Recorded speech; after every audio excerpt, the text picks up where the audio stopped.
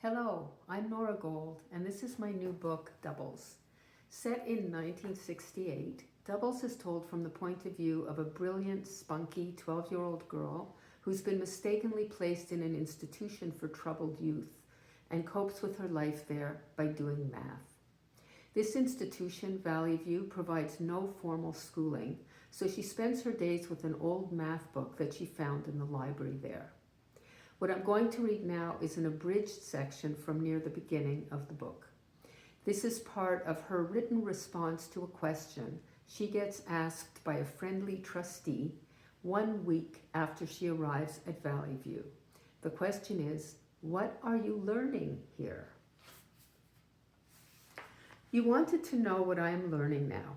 So here's yesterday's problem from my green math book. Two people are traveling toward each other on two different trains. William's train is traveling at 45 miles per hour, and Mary's train is traveling at 60 miles per hour. Mary and William began their journeys 500 miles apart. At what point in the 500 miles will Mary and William meet? This question wasn't hard mathematically. I solved it in less than 5 minutes. But the rest of this problem took me a while. There's a lot to it, more than meets the eye. First of all, the 500 miles. That's the name of a song, which starts, "If you miss the train I'm on." So it's entirely possible that either William or Mary will miss their train. And if they do, what will happen then? Perhaps they'll never meet.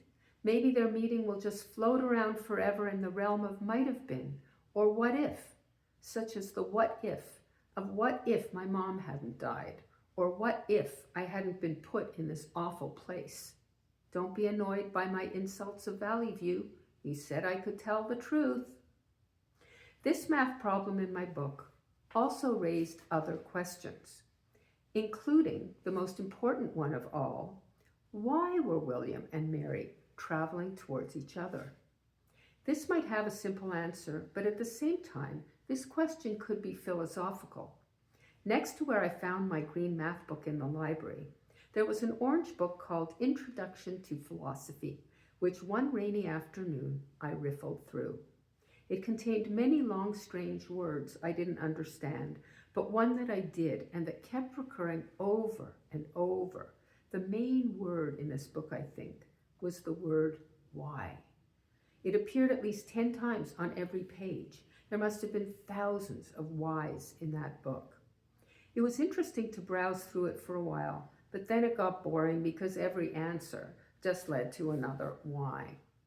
Anyway, returning to my why question, why were William and Mary traveling on separate journeys toward each other? Was there a political reason, a romantic one, or something completely different? And what did they do if they didn't end up meeting and their separate trains merely flew past each other on nearby tracks? Did they desperately wave to each other through the window glass, the way people did in the old movies Vicky, my sister, and I used to watch with Mom, such as 450 from Paddington and The Lady Vanishes?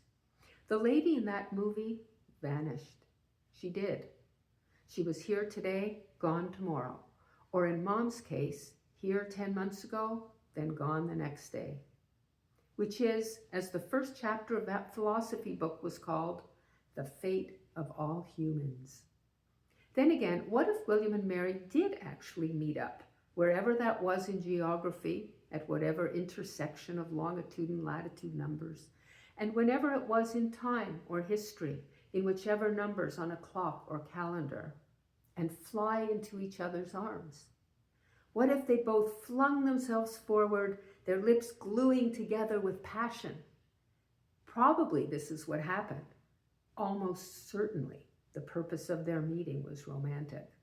Because love, love, love, love is all you need.